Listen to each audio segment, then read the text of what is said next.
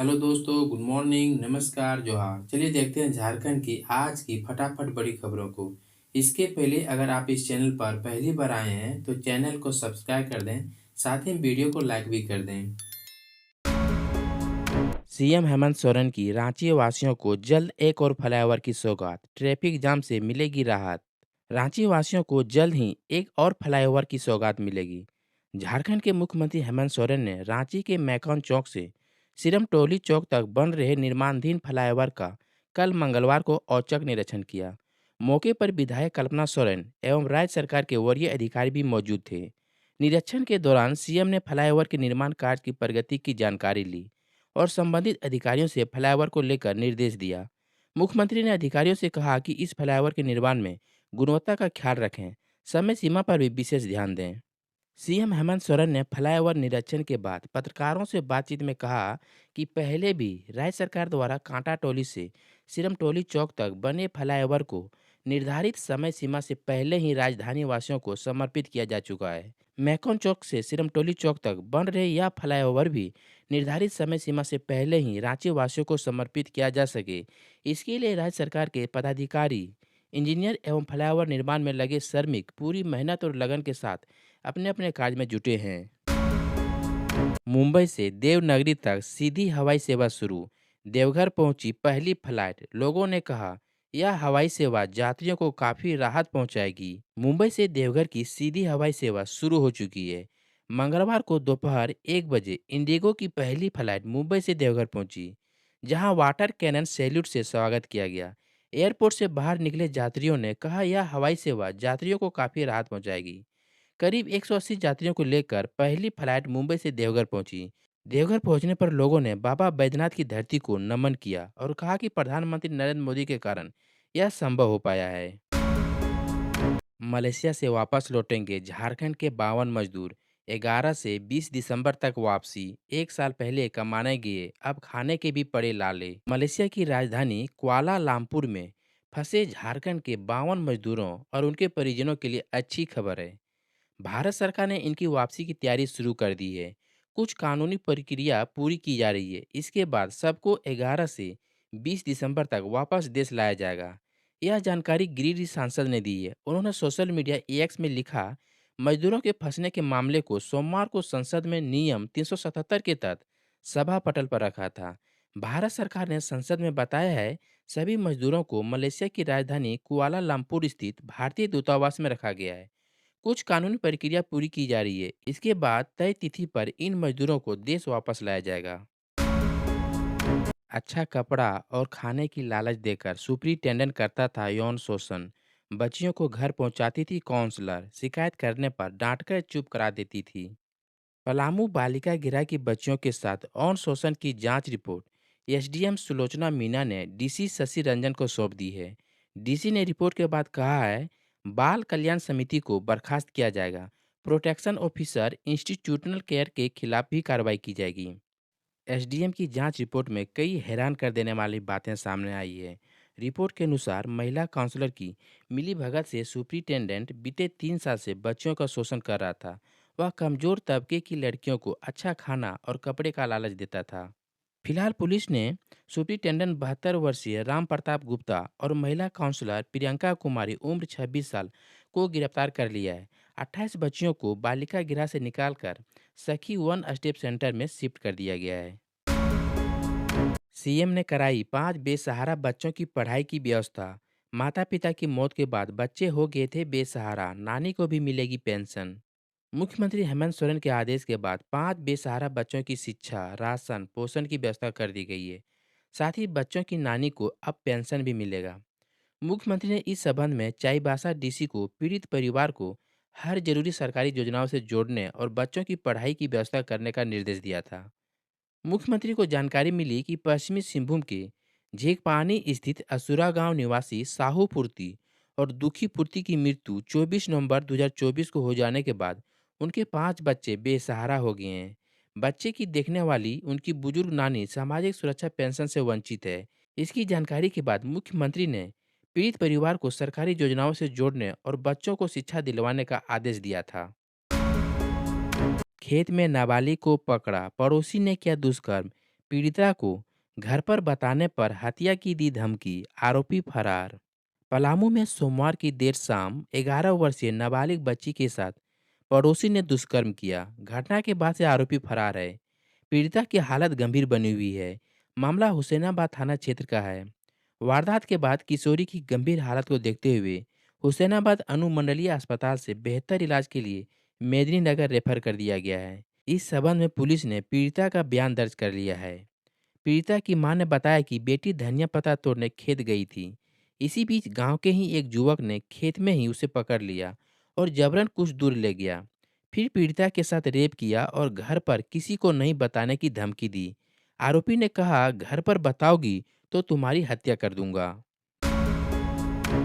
झारखंड में मंत्रिमंडल का विस्तार 5 दिसंबर को। कांग्रेस में सुलझा मंत्रियों का पेंच। दोपहर 12 बजे राजभवन में हो सकता है शपथ ग्रहण। झारखंड की नई सरकार के मंत्रियों का पेंच सुलझ गया है। मंत्रिमंडल का विस्तार 5 दिसंबर को हो सकता है। सूत्रों के अनुसार बुधवार को राजभवन में मंत्रियों की लिस्ट सौंप दी जाएगी। गुरुवार दोपहर 12 बजे राजभवन में ही शपथ ग्रहण समारोह हो सकता है। सीएम हेमंत सोरेन ने 28 नवंबर को रांची के मोरहाबादी मैदान में अकेले शपथ लिया था। कांग्रेस के मंत्रियों का नाम तय नहीं होने के कारण मंत्रिमंडल की शपथ नहीं हो सकी थी। कांग्रेस में विधायक दिल्ली में मंत्री पद के लिए लॉबिंग कर रहे थे। 2 दिसंबर को प्रदेश कांग्रेस प्रभारी गुलाम अहमद मीर और प्रदेश अध्यक्ष केशव महतो कमलेश ने राहुल गांधी से दिल्ली में मुलाकात की थी। बताया जा रहा है कि उन्होंने कांग्रेस के विधायकों की सूची आला कमान को सौंप दी है।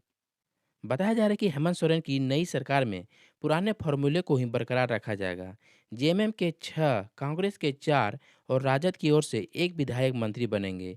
इस बार कांग्रेस विधायक दल के नेता और मंत्री पद अलग अलग विधायकों को देने की तैयारी में है। भाकपा माले सरकार में शामिल नहीं होगा। 23 नवंबर को आए चुनावी नतीजे में जेएमएम लीड इंडिया ब्लॉक को 81 में से 56 सीटों पर जीत मिली थी। इसमें जेएमएम 34, कांग्रेस 16, राजद 4 और भाकपा माले ने 2 सीटों पर जीत दर्ज की। वहीं बीजेपी लीड एनडीए 24 सीटों पर सिमट गया था। ताजमहल को बम से उड़ाने की मिली धमकी, ईमेल से मच गया हड़कंप। आगरा के ताजमहल को बम से उड़ाने की धमकी मिली है। यह धमकी कल यानी मंगलवार को ईमेल के जरिए आई है। धमकी को लेकर एसीपी ताज सुरक्षा सैयद अरीब अहमद ने कहा है कि मंगलवार को पर्यटन विभाग को ईमेल मिला है जिसमें इसे बम से उड़ाने की बात कही गई है। उन्होंने कहा कि पुलिस ने ताजगंज थाने में एक मामला दर्ज कर लिया है। आगे की जांच की जा रही है। फिलहाल ताजमहल की सुरक्षा बढ़ा दी गई है। ताजमहल को उड़ाने की धमकी भरे ईमेल मिलने से हड़कंप मच गया है। ईमेल मिलते ही सुरक्षा बल हरकत में आ गए हैं। पूरे परिसर की सुरक्षा कड़ी कर दी गई है। वहां मौजूद पर्यटकों को बाहर निकाला जा रहा है। पुलिस ईमेल भेजने वाले अज्ञात शख्स के बारे में पता करने में लगी हुई है। जामताड़ा में तालाब से मिला 5 साल की बच्ची का शव, मौके पर पहुंचे विधायक इरफान अंसारी। जामताड़ा जिले के मिहिजाम थाना क्षेत्र में एक तालाब से सोमवार को 5 साल की बच्ची का शव बरामद किया गया। शव की पहचान ग्रामीणों और परिजनों ने की। इस घटना के बाद गांव में हड़कंप मच गया और बड़ी संख्या में लोग घटनास्थल पर जमा हो गए। घटना की सूचना मिलने पर जामताड़ा विधायक इरफान अंसारी तुरंत घटनास्थल पर पहुंचे और पुलिस को जानकारी दी। विधायक के कहने पर पुलिस टीम मौके पर पहुंची और शव को तालाब से निकालकर पोस्टमार्टम के लिए अस्पताल भेज दिया। इरफान अंसारी ने पुलिस को मामले की गहराई से जांच करने का निर्देश दिया है। राज्यपाल संतोष गंगवार, हेमंत और कल्पना ने परमवीर चक्र विजेता अल्बर्ट एक्का को दी श्रद्धांजलि। प्रथम राष्ट्रपति राजेंद्र प्रसाद को किया नमन। झारखंड के राज्यपाल संतोष गंगवार, मुख्यमंत्री हेमंत सोरेन और गांडे विधायक कल्पना सोरेन ने कल 3 दिसंबर को परमवीर चक्र विजेता अमरवीर शहीद अल्बर्ट एक्का के शहादत दिवस पर उन्हें श्रद्धांजलि दी। साथ ही उन्होंने देश के प्रथम राष्ट्रपति और महान स्वतंत्रता सेनानी भारत रत्न डॉक्टर राजेंद्र प्रसाद की जयंती पर भी उन्हें नमन किया। उन्होंने परमवीर चक्र से सम्मानित शहीद लॉन्स नायक अल्बर्ट एक्का की पुण्यतिथि पर महात्मा गांधी मार्ग रांची स्थित उनकी प्रतिमा पर पुष्प चक्र अर्पित कर श्रद्धांजलि अर्पित की। राज्यपाल महोदय ने शहीद लॉन्स नायक अल्बर्ट एक्का के अद्वितीय साहस, वीरता और मातृभूमि के प्रति अटूट समर्पण का उल्लेख करते हुए कहा कि उनके जीवन असंपूर्ण देशवासियों के लिए न केवल प्रेरणा का स्रोत है, बल्कि उनके बलिदान और वीरता की गाथा हमेशा अमर रहेगी। वहीं इसके बाद उन्होंने देश के प्रथम राष्ट्रपति भारत रत्न डॉक्टर राजेंद्र प्रसाद की जयंती के अवसर पर डोरंडा स्थित राजेंद्र चौक में उनकी प्रतिमा पर माल्यार्पण कर श्रद्धा सुमन अर्पित किया। राज्यपाल ने इस अवसर पर डॉक्टर राजेंद्र प्रसाद के जीवन मूल्यों और उनके आदर्शों का उल्लेख करते हुए कहा कि उनकी सादगी, निस्वार्थ सेवा और राष्ट्र निर्माण के प्रति यह साधारण योगदान सदैव प्रेरणा देता रहेगा। लोहरदगा में 13 वर्षीय किशोरी ने लगाई फांसी, हुई मौत। लोहरदगा के सदर थाना क्षेत्र के बर्मन पेट्रोल पंप के पीछे स्थित आदर्श नगर जुरिया में एक 13 वर्षीय किशोरी ने फांसी लगाकर आत्महत्या कर ली। मृतक की पहचान आदर्श नगर जुरिया निवासी कृष्णा भगत की 13 वर्षीय पुत्री हिना भगत के रूप में हुई है। मिली जानकारी के अनुसार मंगलवार की सुबह किसी बात से नाराज होकर हिना ने खुद को अपने कमरे में बंद कर लिया था। काफ़ी देर बाद जब उसने दरवाज़ा नहीं खोला, तो घरवालों ने दरवाज़ा तोड़कर देखा तो हिना फांसी से झूल रही थी। इसके बाद परिजनों ने पुलिस को इसकी सूचना दी और आनन-फानन में उसे सदर अस्पताल ले जाया गया। यहाँ चिकित्सकों ने उसे मृत घोषित कर दिया। पुलिस मामले की जाँच कर रही है। बालू माथ में अपराधियों ने कोयला ढुलाई में लगे 2 हाइवा फूंके, फायरिंग भी की। लातेहार के बालू माथ प्रखंड में अपराधियों की उत्पात जारी है। लेवी के लिए अपराधी लगातार कोयला ढुलाई में लगे वाहनों को निशाना बना रहे हैं। रविवार रात एक बार फिर अपराधियों ने बालू माथ थाना क्षेत्र के मकैया टंड गांव के समीप NH 99 पर 2 हाइवा को आग के हवाले कर दिया। दोनों वाहन जलकर पूरी तरह खाक हो गए हैं। वारदात की सूचना पाकर SDPO विनोद रवानी, इंस्पेक्टर परमानंद बिरुआ, थाना प्रभारी अमरेंद्र कुमार दलबल के साथ मौके पर पहुंचे और जांच शुरू कर दी। SDPO ने कहा कि छापेमारी की जा रही है। बुढ़मू में TSPC के दस्ते ने की लोगों के साथ मारपीट, इलाके में फैला दहशत, बाजार भी बंद कराया। राजधानी रांची के बुढ़मू थाना क्षेत्र से एक बड़ी खबर सामने आ रही है। यहाँ उमे डंडा गांव को उग्रवादी संगठन TSPC के पहाड़ी जी दस्ता ने मंगलवार 3 दिसंबर को बंद कराया है। मिली जानकारी के मुताबिक पहाड़ी जी दस्ता के सदस्य सोमवार रात में उमे डंडा पहुंचे थे। यहाँ उन्होंने दुकानदारों के साथ मारपीट की। इस दौरान उग्रवादियों ने स्थानीय लोगों को हथियार का भय दिखाया और मंगलवार को दुकानें बंद करने की धमकी दी। वहीं धमकी मिलने के बाद मंगलवार सुबह से ही उमे डंडा गांव में पूरी तरह से सन्नाटा पसरा हुआ है। सभी दुकानें बंद है। साथ ही रास्ते में एक गाड़ी भी नहीं चल रही है। घटना की सूचना मिलने पर थाना प्रभारी रितेश कुमार पुलिस बल के साथ उम्मे डंडा पहुंचे। वहां उन्होंने दुकानदारों से दुकान खोलने की अपील की, लेकिन धमकी मिलने के बाद कोई भी दुकानदार दुकान खोलने के लिए तैयार नहीं हुआ। रांची पुलिस ने किया मोटरसाइकिल चोरी गिरोह का भंडाफोड़, 7 आरोपी गिरफ्तार, एक के पास मिला पिस्टल। रांची लालपुर पुलिस ने शहर में सक्रिय मोटरसाइकिल चोरी गिरोह का भंडाफोड़ करते हुए 2 गिरोह को गिरफ्तार किया है। इनमें एक में 5 चोर हैं, वहीं दूसरे में 2 लोगों को गिरफ्तार किया गया है। इन 7 अभियुक्तों पर रांची और आसपास के इलाकों से मोटरसाइकिल चोरी कर नकली नंबर प्लेट लगाकर उन्हें बेचने का आरोप है। इनके पास से 5 बाइक, एक स्कूटी और एक पिस्टल बरामद किया है।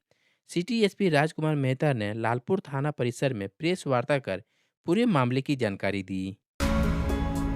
पाकुड़ में महिला के साथ रेप का प्रयास, जंगल में उठा ले गए 3 लड़के, 2 आरोपी पकड़ाए। झारखंड के पाकुड़ से एक बड़ी खबर सामने आ रही है।